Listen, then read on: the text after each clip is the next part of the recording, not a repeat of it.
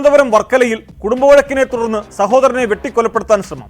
വർക്കല പുന്നമൂട് സ്വദേശി അനിൽകുമാറിനാണ് വെട്ടേറ്റത്. ഇയാളുടെ ഇളയ സഹോദരൻ ശ്രീജിത്തിനെ വർക്കല പോലീസ് കസ്റ്റഡിയിലെടുത്തു. ശ്രീജിത്ത് കിടന്നുറങ്ങുമ്പോൾ മുറിക്കുള്ളിൽ തീ കൊളുത്താൻ അനിൽകുമാർ ശ്രമിച്ചതിനെ തുടർന്നുള്ള തർക്കമാണ് ആക്രമണത്തിൽ കലാശിച്ചത്.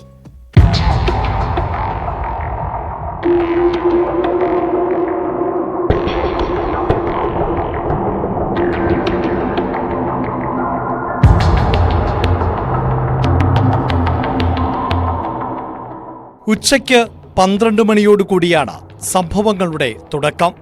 ശ്രീജിത്ത് കിടന്നുറങ്ങവേ ആ മുറിക്കുള്ളിലേക്ക് വാതിലിനടിയിലൂടെ മണ്ണെണ്ണ പോലെയുള്ള ദ്രാവകം ഒഴിച്ച് അനിൽകുമാർ തീ കൊളുത്തി.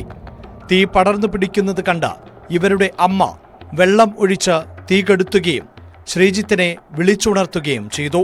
തുടർന്ന് സഹോദരന്മാർ തമ്മിലുണ്ടായ വാക്കേറ്റമാണ് കയ്യാങ്കളിയിൽ കലാശിച്ചത്. വഴക്കിനിടെ അനിൽകുമാറിനെ ശ്രീജിത്ത് വെട്ടിപ്പരിക്കേൽപ്പിക്കുകയായിരുന്നു.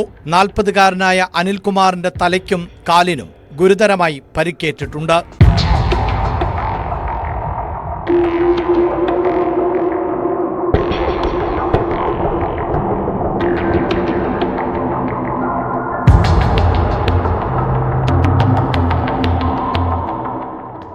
അനിൽകുമാറിനെ വർക്കല താലൂക്ക് ആശുപത്രിയിൽ എത്തിച്ച് പ്രഥമ ശുശ്രൂഷ നൽകിയ ശേഷം വിദഗ്ധ ചികിത്സയ്ക്കായി പാരിപ്പള്ളി മെഡിക്കൽ കോളേജ് ആശുപത്രിയിലേക്ക് മാറ്റി.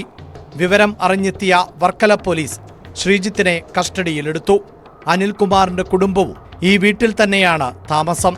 സഹോദരന്മാർ തമ്മിൽ വഴക്ക് പതിവാണെന്നാണ് വിവരം. ലഹരി ഉപയോഗിച്ച ശേഷമാണോ ആക്രമണമെന്നും സംശയമുണ്ട്.